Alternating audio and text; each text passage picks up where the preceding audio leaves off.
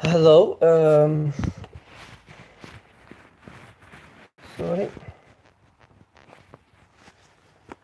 Okay. So, hello. My name is Hisham El-Kabadi. I'm 21st years old. I'm a freelancer in graphic design, and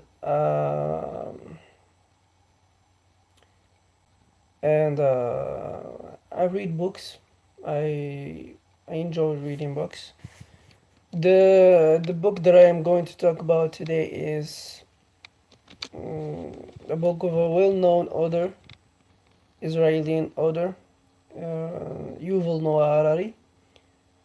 The book is 21st lessons for the 21 lessons for the 21st century. This book has got a lot of information inside it. Uh, Honestly, I was overwhelmed when I've got the book. So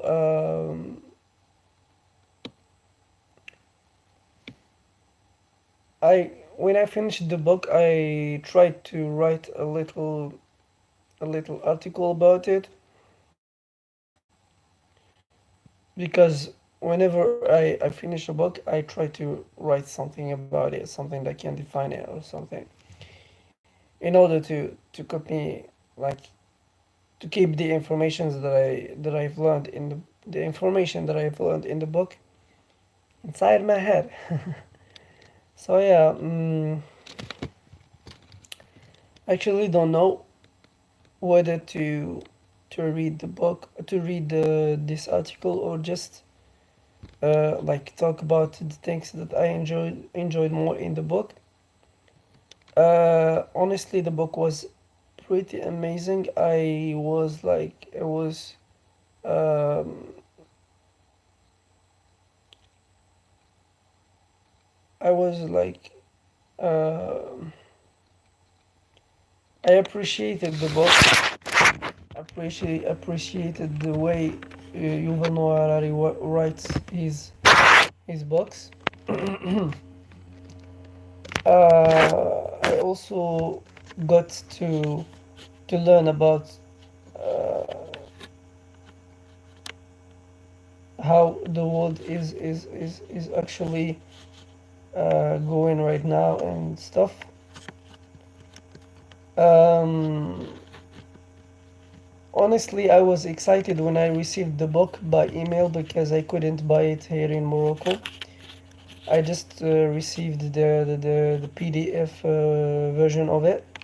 So I tried to read it and try to get a lot of information on it. And when I finished it, I tried to write a little article about it because whenever I finish a book, I try to write something about it, like to just to keep the things that I learned in a paper or in a PDF uh, article. So in this book, Harari confronts today's 21st big questions throughout the book, throughout the 21st chapters of the book. After having read and highlighted the book, this tiled its 300 pages down to 100 words of notes, and then further this list distilled those notes down to 500 words of key lessons, 5,000, sorry, of key lessons and takeaways. I decided to bring you my third book summary. So I'm going to talk about chapter 1, stories in chapter 1.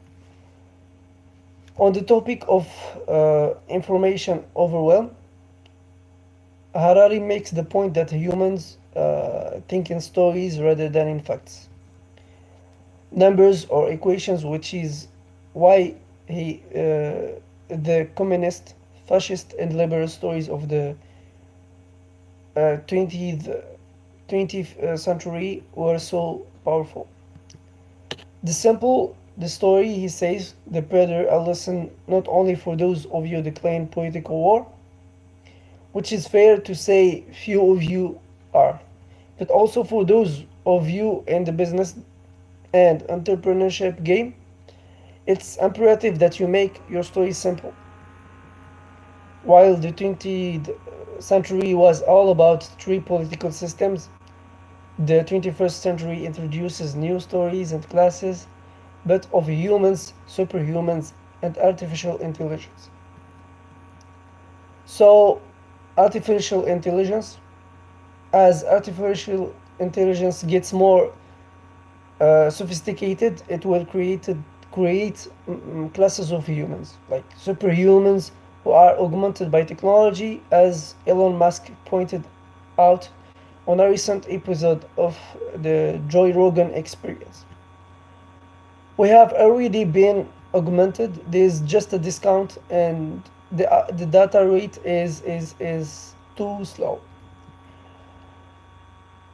While there is a lot of pushback against the liberal story today, Harari says that at the end of the day, humankind won't abandon the liberal story because it doesn't have any viable alternatives. People might give the system an angry kick in the stomach, but having nowhere else to go, they will eventually come back. So in chapter 2, he talks about work.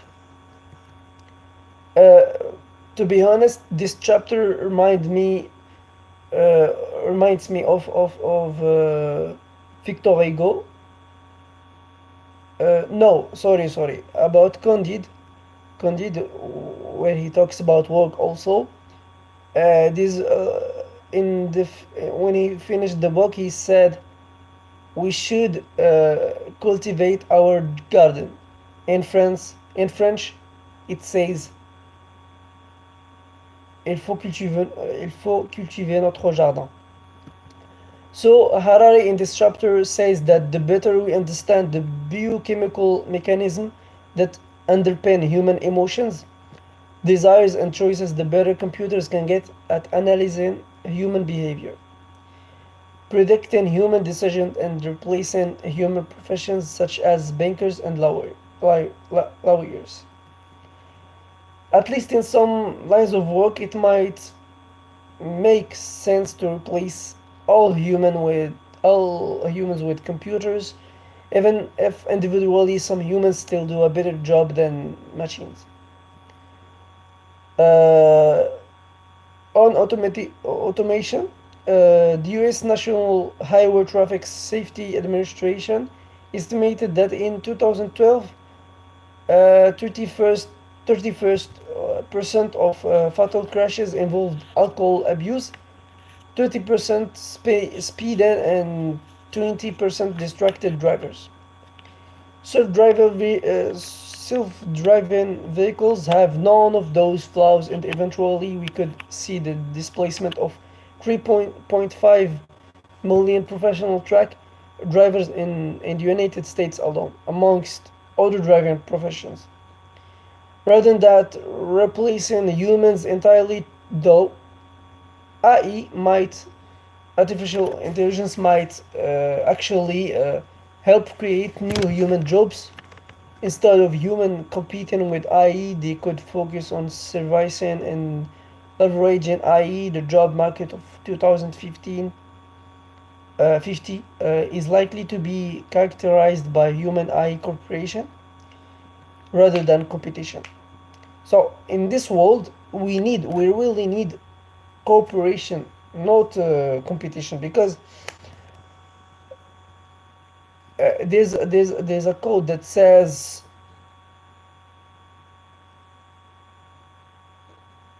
uh, champions don't compete. So if you're a champion, you don't compete with anybody else to make some cooperation with them. Several years after IBM's Deep Blue defeated chess grandmaster Garry Kasparov, human-computer cooperation flourished. However, in recent years, computers have become so good at playing chess that their human collaborators lost their value, which could be seen as a precursor to what might happen at a more pervasive level. Another computer program, DeepMind's AlphaZero, went from utter ignorance to creative mastery in under 4 hours without the help of any human guide. To dominate the world's best AlphaGo players and programs. AI and creativity. People often say that I could never feel like a human being, that it it it could never be as creative as a human being. On this point, tournament judges are constantly on the lookout for players secretly getting help from computers. One of the ways to catch cheats we're told to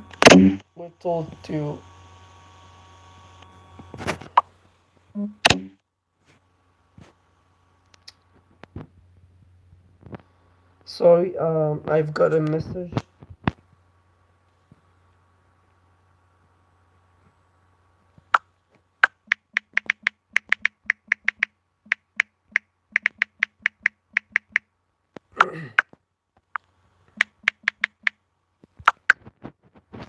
So by 2015, not just the idea of of a job for life, but even the idea of a profession for life might seem antediluvian. However, Harari insists that many jobs are are inspiring. Sorry.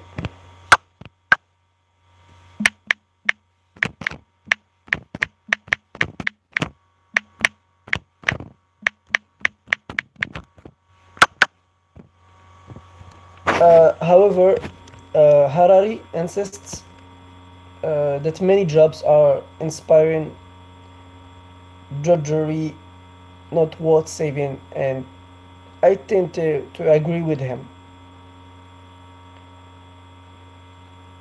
Given all the work uh, I'm doing to help liberate people from playing boring process oriented roles to life dream is to be a cashier, says Harari. He goes on to say that what we should focus on is providing for people basic needs and protecting the social media, the social status and self worth. Universal basic income will protect the poor against job losses and economic dislocation, while protecting the rich from populist rich. Um, so he also talks about happiness equals reality expectations. The problem with UBE or UBS is that human beings aren't just built for satisfaction. Human happiness depends less on objective conditions and more on our expectations. Our expectations adapt to changing conditions, including to the condition of other people, keeping up with the Joneses. When things improve, expectations balloons, and consequently, even dramatic improvements in conditions might leave us as dissatisfied as before. Today's poor live better than yesterday's king. However, the Americans are taking antidepressants in astounding numbers, leading to the current opioid epidemic. People need not only the basics, but they need to feel like they have enough uh, that their contributions are worthwhile, that they are learning and growing, and that they have access to.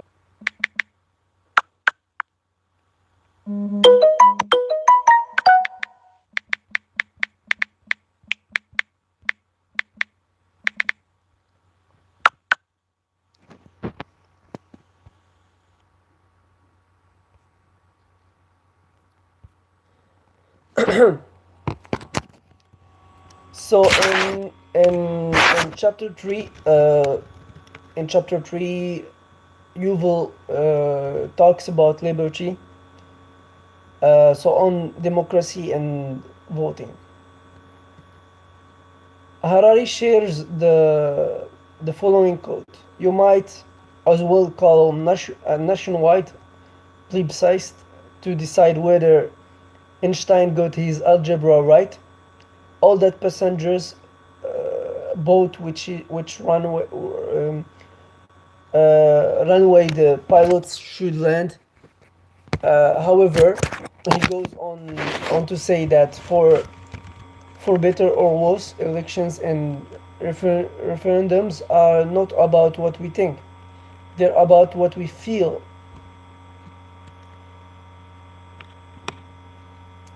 Winston Churchill famously said that democracy is the worst political system in the world.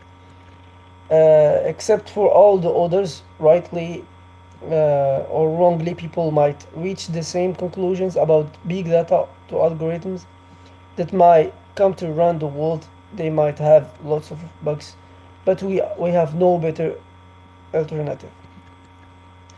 He also talks about truth in his book. Uh, in the same chapter, which is reality. Recently, on an episode of the Sam Harris podcast, Harris and psychologist Jordan Peterson debated for what seemed ad infinitum. The definition of truth, Harari puts it simply: truth today is defined by the top results of the Google research. So if you have Google research, you can find truth. This is totally, uh, I mean, um, wrong, because you cannot find truth in Google. Even in books, you cannot find truth. Even if you read like 100 book a year, 100 book a month, let's say, you cannot find truth. So just think more about this thing, because Google search cannot help you to find truth. YouTube cannot help you to find truth. Twitter, Instagram, social media in general cannot help you find truth. On big data algorithms, once we began to count on AI to decide what to study, where to work, and who to marry, democratic elections and free makers will make little sense. Psychology and AI in war. On on 1968, a company of American soldiers went berserk in the South Vietnamese village of My Lai. I think this is how we spell it, and massacred about 400 civilians. This war crime was initiated by American forces that had been involved by jungle guerrilla warfare for several months. It was a fault of human emotions. If the US had the killer robots in Vietnam, the massacre would never have occurred. However, if the US had killer robots, the war could have dragged on for many more years, because the American government would have had fewer worries about the moral of soldiers or massive anti-war demonstrations. This is just to say that even though we have technology, we have, for example, artificial intelligence, this cannot help us to totally find truth. As I said in my last my last video, you cannot find truth in even in books. And searches, Google search cannot help you to find truth. You should read hundreds of books a month. You should like have a critical thinking, have critical thinking, like to deeply think about the things that you read, about the things that you watch on TV. Not TV, about the things that you watch on social media or YouTube, for example. Because today it's hard to find truth. There's so many fake news, fake. I mean, fake.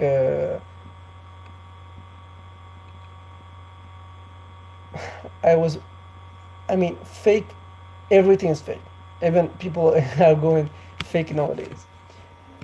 So in chapter 4, Yuval Noah Harari talks about equality. Equality in our world is being rare. Um, so those who really own the data own the future. If you own the data, you own the future. If you have data, you own the future. Nowadays, like everyone's data is everywhere. Like you can find everyone's data in his or her social media accounts, Instagram, Facebook, YouTube channels, or whatever. You can collect their data, and you own the future. If you can like collect the data of let's say 4 million people, and you're living in Morocco, or you're living in Africa, or you're living in the United States, you own the future because you own 4 million people's data. Why Facebook is why Mark Zuckerberg is getting rich? Because he owns the data of people. He sells data to people, to organizations, to I mean to entrepreneurs, because they know that data is important. um, yeah, I was about to say something, but I forgot. I'm sorry. Yeah. So if you own data, you own the future. Uh, Trump. Let's talk about Trump presidency, for example. Uh, Trump. Uh, Trump elections, like he got the elections because he owns, or he paid Facebook to make the election campaign. So this is the future. You pay Facebook, you pay Mark Zuckerberg's and uh, his partners to help you make your election campaign. It's easy. You just need money, and boom, you are the president of United States. It's easy. It's super easy. You just need to have money, because we know that Trump is very rich. He's got a lot of companies, a lot of things. I mean, if you own the data, you own the future. That's it. That's the thing. So Harry says that in like land and machines, data is everywhere and nowhere. At the same time, it can move and at the speed of light, and you can create as many copies of it as uh, as you want. Like you can make whatever you want with it. So we had better call upon our lawyers, politicians, philosophers, and even poets to turn their attention to this conundrum. The key political question of our era is quite possibly, how do you regulate the ownership of data? So if you ask yourself what I'm reading in the screen, I'm just reading my article, an article that I wrote last week. This also echoes that what many commentators are saying when analyzing the forward march of big tech companies who more often than not are superheated by people who lack the fundamentals when it comes to broader economic, political, social, or philosophical, yeah, implications of their work. We need to solve complex problems by taking by taking a multi-disciplinary approach. In chapter 5, community, he talks about community because community is very important nowadays. On tech addiction and how it is compromising genuine human connection and community, um, Harari makes the point that it is easier than ever to talk on to his cousin in Switzerland, but it is harder to talk to his husband over breakfast because he constantly looks at his smartphone instead of him. So you see the social media is trying to. Our smartphones are like they are making us their own. Like if all they are their slaves. So in chapter 6, he talks about civilization. 10,000 years ago, humankind was divided into countless isolated tribes where we know no more than a few dozen people with each passing millennium. These tribes fused to larger and larger groups, creating fewer and fewer distinct civilizations in recent generations. The few remaining civilizations have been blended into a single global civilization. People care far more about their enemies than about the trade partners, says Harari. For every American film about Taiwan, there are probably about 50 about Vietnam. The people we fight most often are our family members. In chapter 7, he talks about nationalism. There is nothing wrong with being patriotism.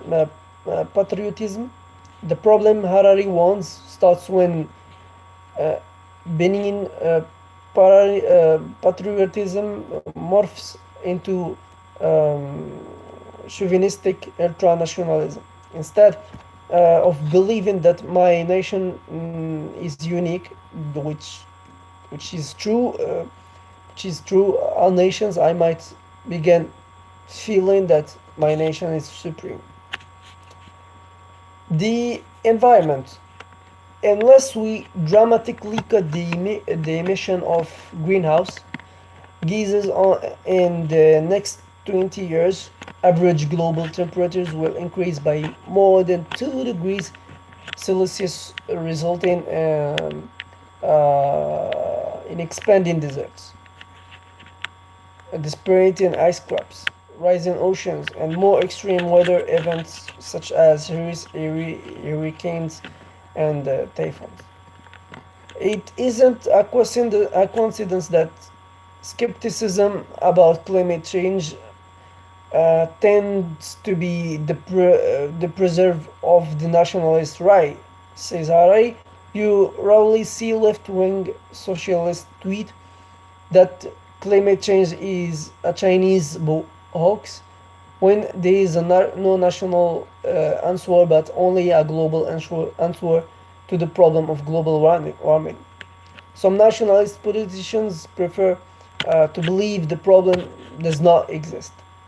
To counter this, the advent of unconventional technologies might help. For example, clean meat. This might sound like science fiction, but the world's first clean hamburger was grown from cells and then eaten in 2013.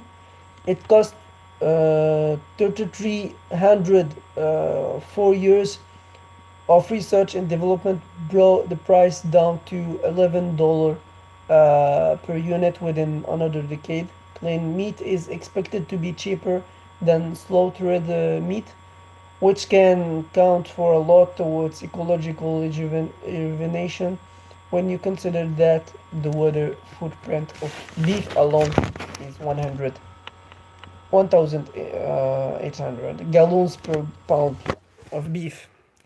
This is the this is where it comes the time where when I should stop this live. Thank you so much for watching. If you like the video, don't forget to like, and if you like the content of this YouTube channel, just leave a subscribe. You might see some good things coming soon. So thank you so much for watching, and bye. Have a good night.